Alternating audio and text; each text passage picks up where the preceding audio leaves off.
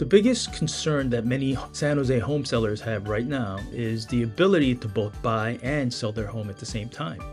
So let's talk about 3 ways to accomplish this so that you can stop worrying and then move on to the next phase of your life. This fear came as a result of the extremely low inventory that the Bay Area and the country overall had suffered since the post-pandemic season up until a few months ago. And it became almost a nightmare to try to, in this time of low inventory, to try to sell and then find something that you wanted to buy and do it kind of in a concurrent way so that you didn't become homeless or end up having to do a short-term Airbnb situation, blowing a lot of money, and on top of that, having to move a second time.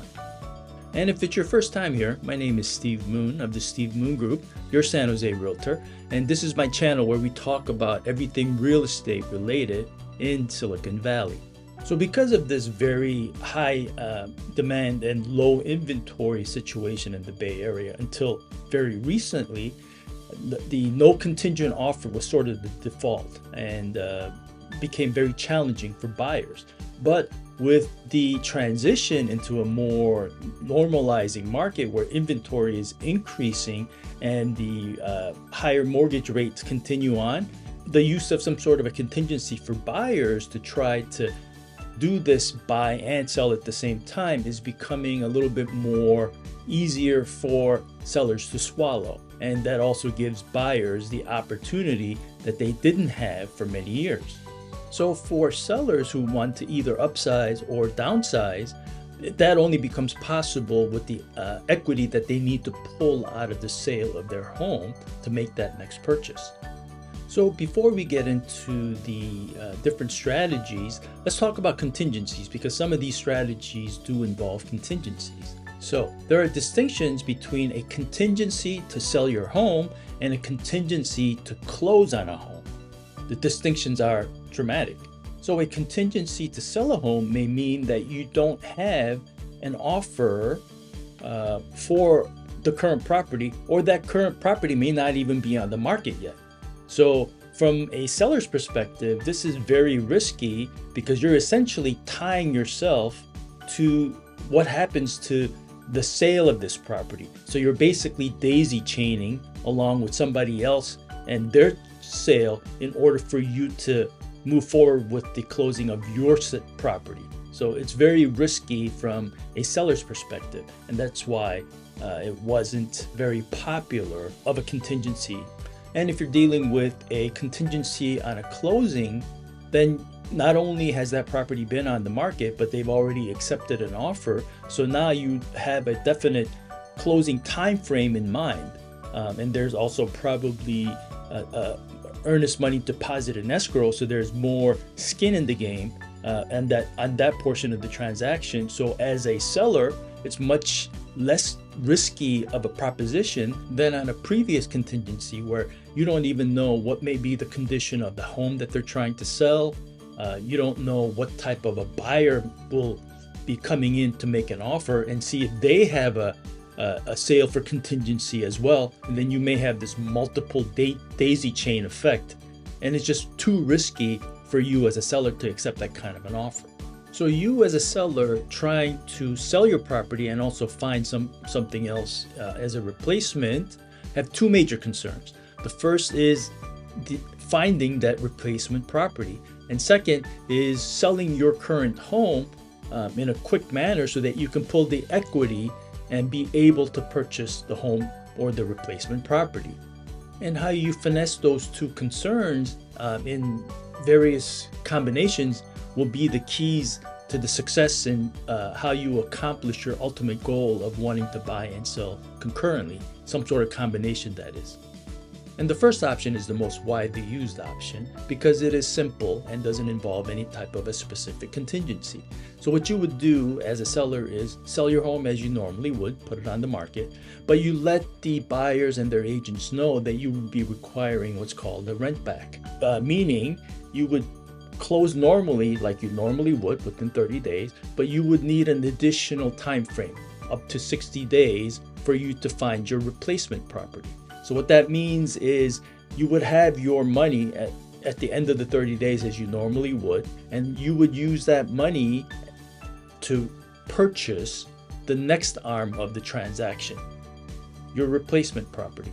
And you would pay during that rent back period the buyer's PITI, principal, interest, tax, and insurance, so that the buyers themselves aren't losing any money out of pocket. All they are doing is agreeing to let you stay in your property without any cost to them. So it's easier for them to accept that kind of an offer. And on the buy side of your transaction, it's simple because there's no contingency involved. You would have already received the money from the closing, and during that rent back period, you're out there looking for a replacement property. Simple, no contingencies. That's the beauty of this option. And with a market that has more inventory, the probability of you finding a replacement property becomes even better. We mentioned the rent back of 60 days. And the reason for that magical number is that in owner-occupied financing, if you tell the lender that you can't move into a property for more than 60 days, then they may no longer consider that to be an owner-occupied property. They may consider that to be an investment property, which means your mortgage rates will rise because investment properties have higher mortgage rates. That's why you keep it under 60 days for a rent back.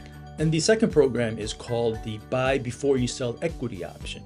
And essentially what you're doing is you're dealing with the company who is willing to front you the equity that's in your current property so that you can go out and make an offer on your replacement property without having to list your home first or sell it first. And after you list and sell your home, you pay them back from the proceeds of that. So the beauty of this program is that you can make an offer without any contingencies. And keep in mind that from a seller's perspective, money is one thing, but the more important factor now, especially with the growing market, with the growing inventory, is you don't want contingencies, because from a seller's perspective, contingencies are things that are outside of your seller's control. So if you, by eliminating that risk, remember from a seller's perspective, if they accept an offer, they want that offer to close without having a contingency injected into that can cause them to fall out of contract and then come back onto market. Because with the market with growing inventory, once you come back on the market, it's going to be much harder for you to sell your property. The requirement for this program is that there should be a minimum of 30 to 40% equity in the property, and they'll verify this by sending out an appraiser in advance.